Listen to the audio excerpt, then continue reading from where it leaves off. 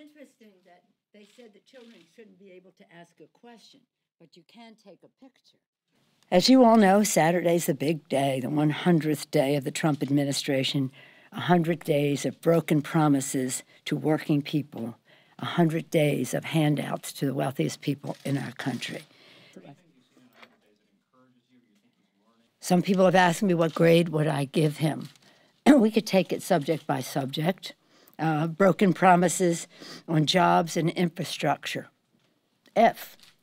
We haven't seen a jobs bill. We haven't seen an infrastructure bill for all the talk. F. Broken promises on America's health care.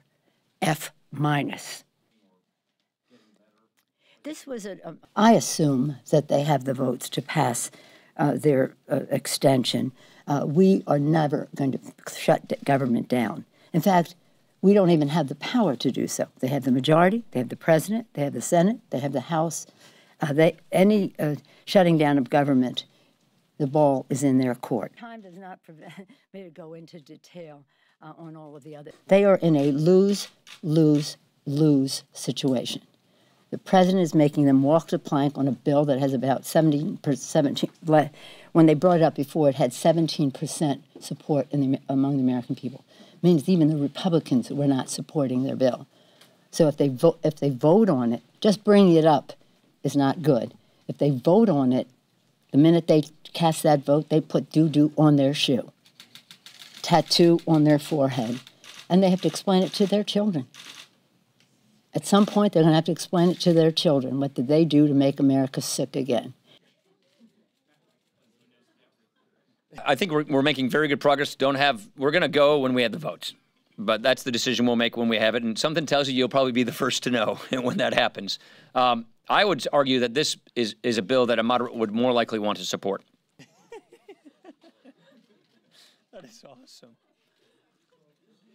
We think it's a really good step in the right direction. We're having very productive conversations with our members, and we feel like we're on the right track. And we'll announce, when we have a vote, when we're going to go. Is there pressure to vote by the president's 100th day? We want to go when we're ready to go, and we're having this. This has been a very organic, bottom-up process. It takes time to do that. Oh, very cool. Hey, okay. I would be shocked that they would want to see a government shutdown, that the Democrats would want to do that. Look, let's just take a step back. The reason this government funding bill is not ready is because Democrats have been dragging their feet. Periodically, they haven't even been being shown up for the negotiations. So the reason we need an extension in the first place is because Democrats are dragging their feet. I digress. Sorry. Later today, I'm confident we'll be able to pass a short-term extension, and I'd be kind of shocked that the Democrats would want to create a government shutdown because they have been dragging their feet. The president will sign an executive order to improve accountability. I think people's seats are at risk if we don't do what we said we would do. We all campaigned on repealing and replacing this law that is collapsing. The American healthcare system in the individual market is in peril right now. We have a moral obligation to prevent people from getting hurt, to stop damage from being continued. And we promised that we would do this. If you violate your promise, if you commit the sin of hypocrisy in politics, that's the greater risk, I think, to a person's seat. At the VA, under the Obama administration,